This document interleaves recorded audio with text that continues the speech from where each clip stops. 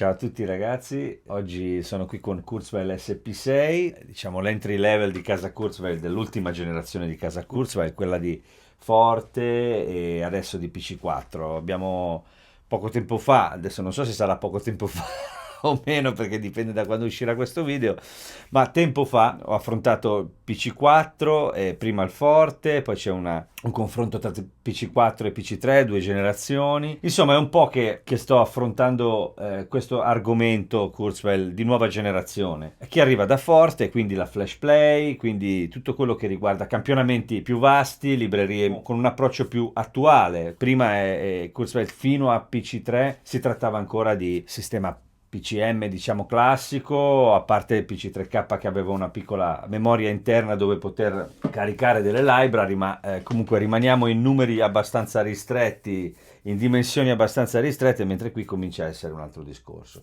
Allora, questo che avete sentito, questo pianoforte,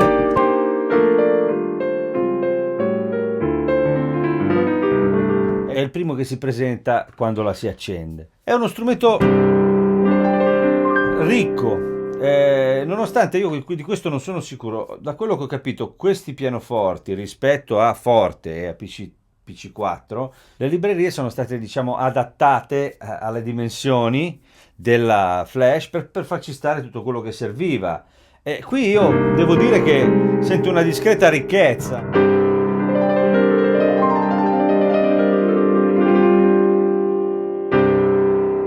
Sentite? Ecco, si nota più che altro sull'altro modello, che è questo, che è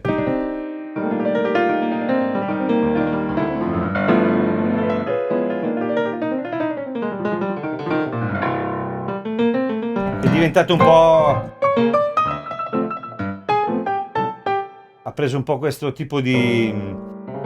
si potrebbe considerare l'upright di questo modello.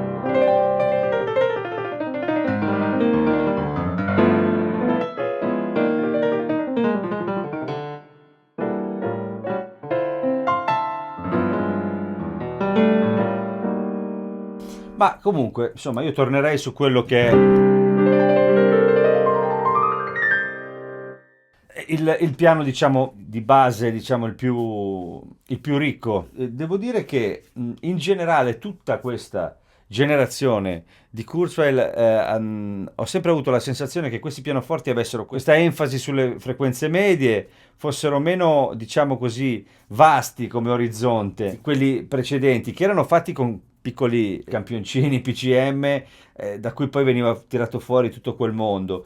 E questo è un piano, diciamo, che potrebbe essere messo a confronto con i pianoforti che ci sono ormai nella maggior parte delle workstation e delle stage che ci sono in giro. Per quello che riguarda i pianoforti siamo coperti, stiamo sempre parlando di uno strumento che è considerato così, tra virgolette, semiprofessionale. Inizialmente la sensazione è quella, poi dopo si capiscono alcune cose e il discorso un po' cambia.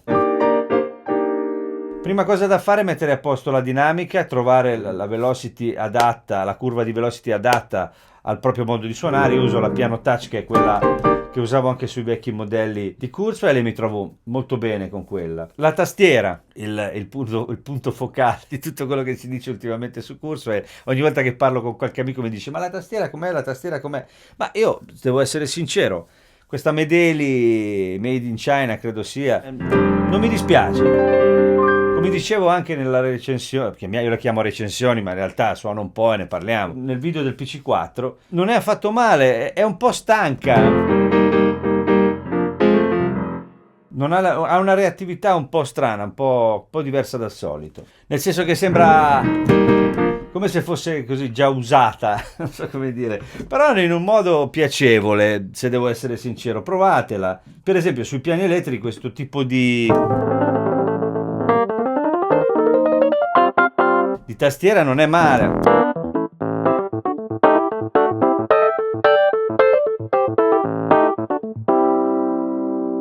Cioè, nel senso, ha una resa abbastanza naturale.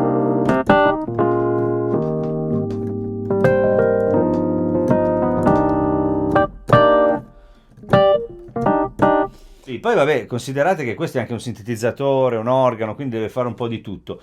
Ecco, diciamo che non è morbida, è una tastiera pianistica, è una keypad pianistica e va bene per quelle cose lì. Poi ci si può fare tutto, ma i piani elettrici.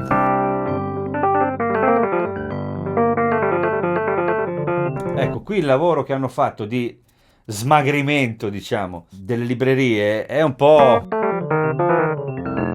crea un po' di problemi, nel senso che questo gradino, al di là del gradino, è proprio il suono che è strano. Vabbè, poi andando avanti trovano delle opportunità, diciamo. Ma c'è sempre questa sensazione un po'... Ecco, questo è l'unico che, secondo me... Poi, cosa importantissima, qui abbiamo a disposizione questa matrice un po' in stile, diciamo, tra virgolette, Yamaha, dove si sceglie se usarli sui filtri, sugli effetti, delay, attacco, release, delay, reverbero, insomma un po' di tutto, quale zona far suonare di più perché si può splittare, si può mettere in layer. Da quel punto di vista devo dire è anche molto veloce perché faccio un esempio, delay,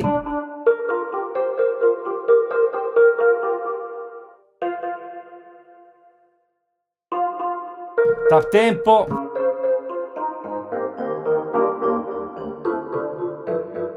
e immediatamente ho a portata di mano la maggior parte delle cose che mi servono. Arpeggiatore, adesso se cambio il tap tempo,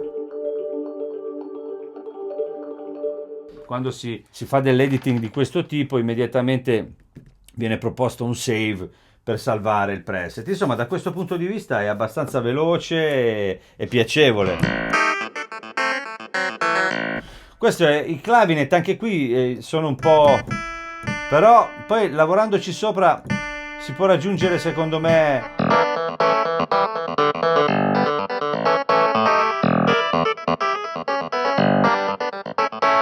cioè nel senso, in ognuna delle categorie alla fine si trova il suono adatto.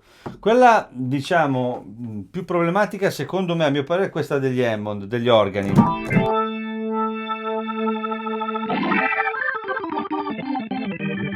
Nonostante sfrutti il KB3, che poi è un clone che Kurzweil porta avanti da tanto tempo e che secondo me in certe situazioni è stato particolarmente indovinato per come lega con il resto degli strumenti in certi ambiti, soprattutto rock, io mi ci sono divertito, qui è davvero povero.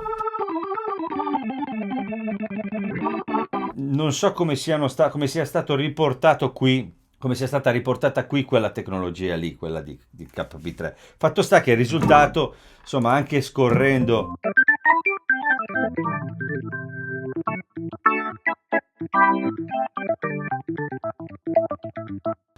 Mi sembra di tornare un po' a cose del passato. Poi vabbè, c'è chi mi dice sempre, sì, ma guarda che il KB3 suona così. Non sono d'accordo, nel senso che in certi contesti, soprattutto le macchine, quelle con un certo peso e un certo spessore dal punto di vista sonoro, si fa sentire e ha la sua forza. Poi il discorso dello spessore sonoro o non spessore sonoro, lì c'è chi parla di conversione, chi dice che utilizzando certi accorgimenti tutte queste macchine possono suonare nello stesso modo, tutte le fasce di prezzo, ognuno dice la sua. Io quello che so è che questo è uno strumento musicale, non tutti i musicisti chiaramente si addentrano in modo profondo nell'editing e in tutte queste cose. Uno l'accende, sente... È un peccato perché in realtà, come dicevo,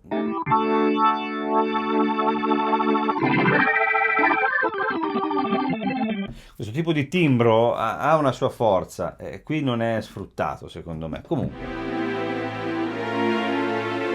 arriviamo alle cose invece molto interessanti, oltre al pianoforte che secondo me è...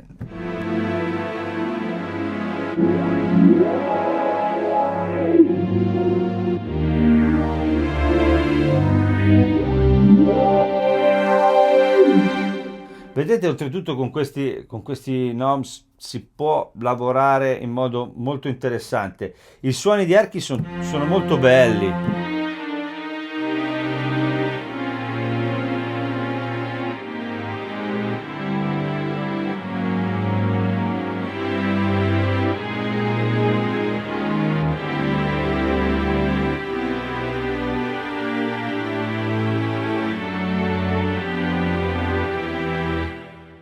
Suonano, sono anche molto utilizzabili, diciamo.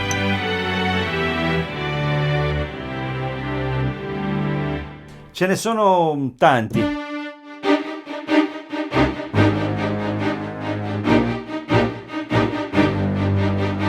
Sono belli e devo dire che anche gli effetti hanno una buona resa. Vabbè, questi archi, questo mondo qui, Kurzweil, è incredibile. Ci sono dei suoni nelle vecchie, nelle nuove, che sono veramente...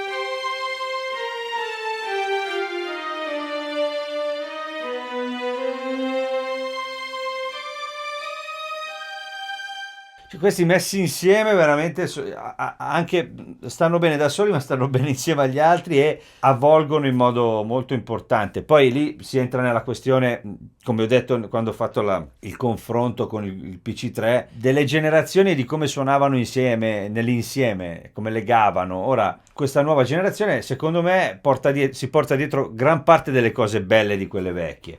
Poi bisogna farci l'abitudine, come si diceva.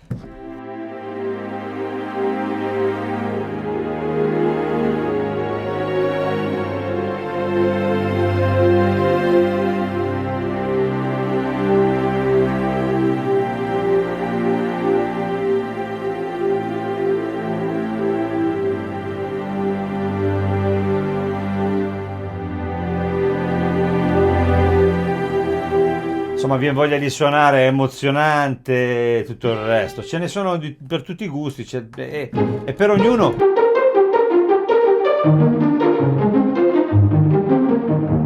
Entrando nell'editing, entrando in relazione con questi controlli, tutto diventa molto interessante. Un sacco di campioni. Ecco, diciamo che molto spesso ci si trova di fronte, è un po' schizofrenica la cosa, nel senso che c'è un lato, a volte ci sono dei suoni che sembrano iper professionali, bellissimi, e si sente che hanno la struttura adatta a certe situazioni e poi altri dove sembra di essere, non lo so, non so come spiegarmi, in una situazione appunto così entry level. Scusate, bevo un po' di caffè, non mi sono svegliato da molto. Anche brass ce ne sono tantissimi.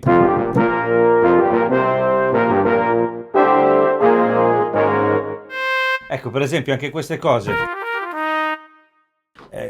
Questi suoni un po' così naturali, legati un po' all'acustico su forte, io mi ricordo avevano una forza loro, erano molto organici, molto naturali. Qui sono... Queste cose me le ricordavo meglio nelle versioni diciamo più costose del brand.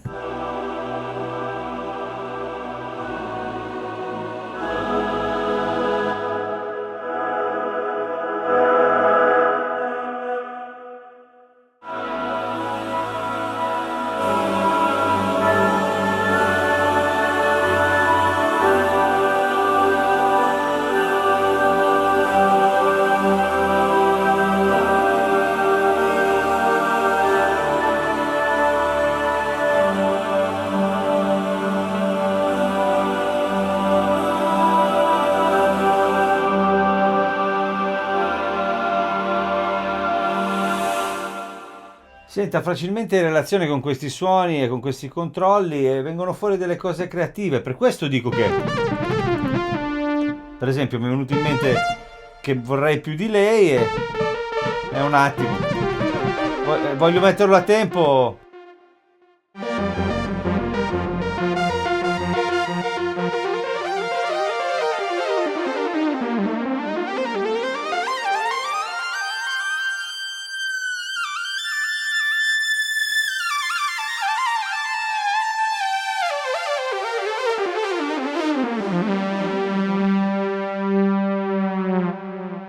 insomma, anche queste cose, voglio dire, suonano molto bene.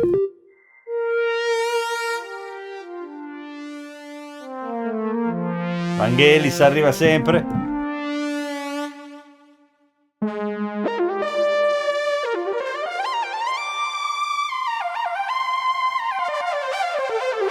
Di lei escono delle voci.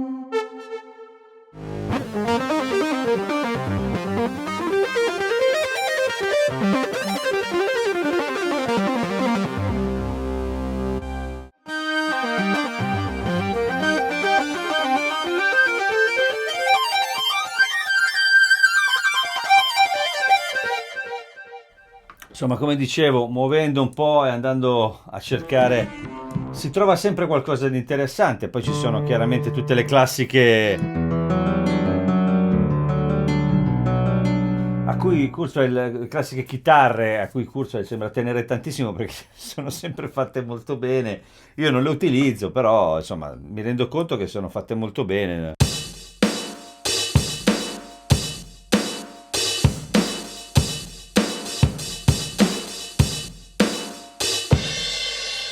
Batterie di ogni tipo. E poi ci sono queste multi, questi classiconi.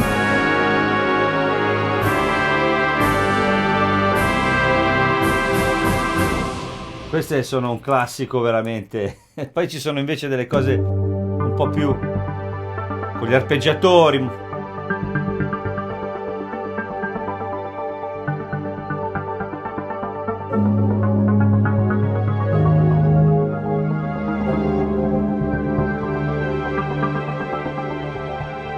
Poi ci sono i classici split.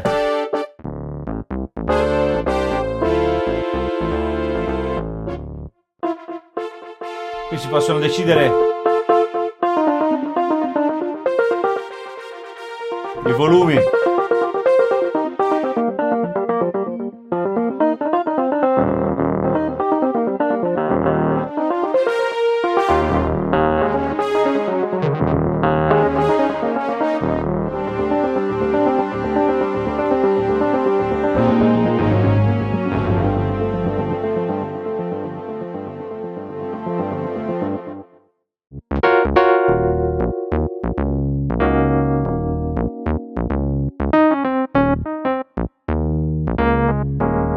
Per esempio, sentite, adesso non sto criticando, in generale questa macchina è piena di opportunità in relazione alla qualità e il prezzo. Ci si possono fare un sacco di cose molto interessanti, però la disparità che c'è fra alcuni suoni e altri, questi di, diciamo così, derivazione, il passato di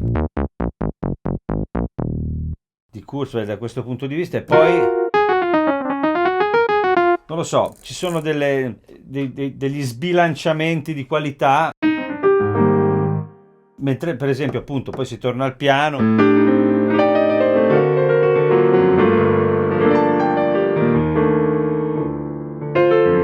O alcuni synth di tutto rispetto, piuttosto che questi effetti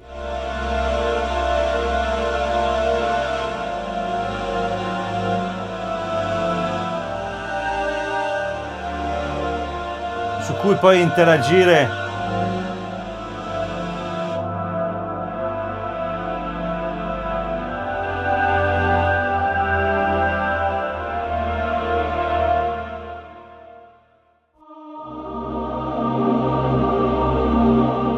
Queste cose sono belle.